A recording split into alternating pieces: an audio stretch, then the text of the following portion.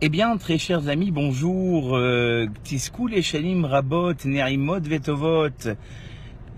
Que vous soyez Bezrat Hashem pour cette année, écrit et scellé dans le livre de la vie. Peut-être une petite idée, très chers amis, à quelques jours de Yom Kippour, dans cette période qui est appelée Aseret Yemei Teshuvah.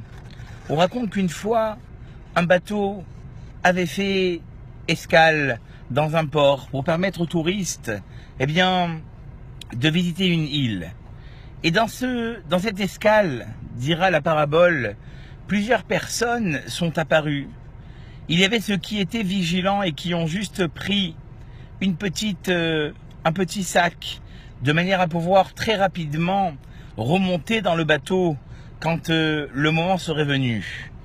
Il y a ceux qui, eux, ont pris quelques affaires, histoire de passer toute la journée. Le troisième groupe, lui, avait déjà pris une petite tente, histoire de pouvoir s'installer et peut-être même rester séjourner un certain temps. De toute façon, le bateau n'était pas encore parti.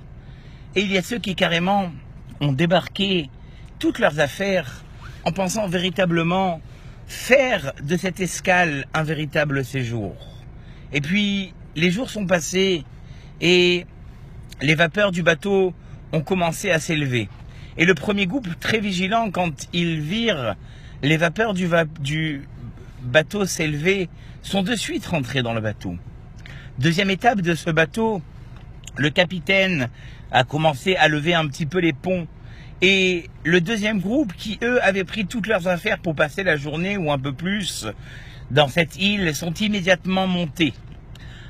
Puis, venu un moment où le capitaine demanda de commencer à lever l'ancre, et ceux qui véritablement pensaient un petit peu plus séjourner dans l'île, eux aussi se sont dépêchés, quand bien même tous les ponts étaient pratiquement remontés et l'ancre avait touché à sa fin, ils eurent la possibilité de monter. Mais le troisième groupe, très chers amis, qui lui avait pensé avoir énormément de temps, s'est retrouvé à court. Il a essayé de plonger dans l'eau.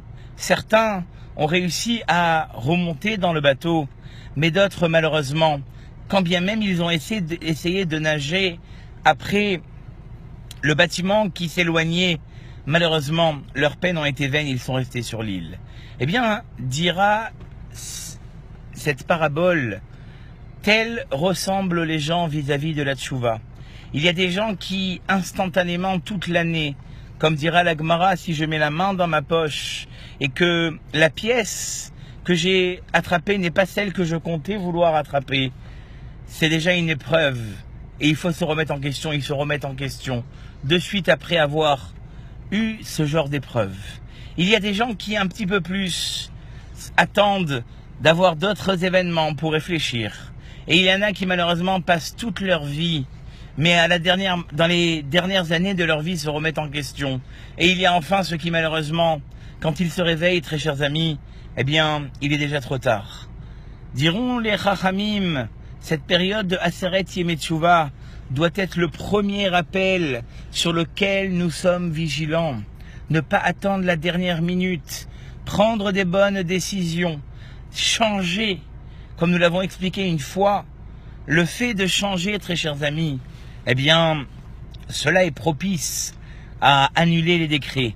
Car quand bien même quelqu'un on aurait décidé en haut dans le ciel de lui décréter quelque chose, une mauvaise nouvelle ou quelque chose de difficile à surmonter, si cette personne a changé, dans les cieux on dit, ce n'est plus la même personne sur qui on a décrété, et donc le décret s'en va.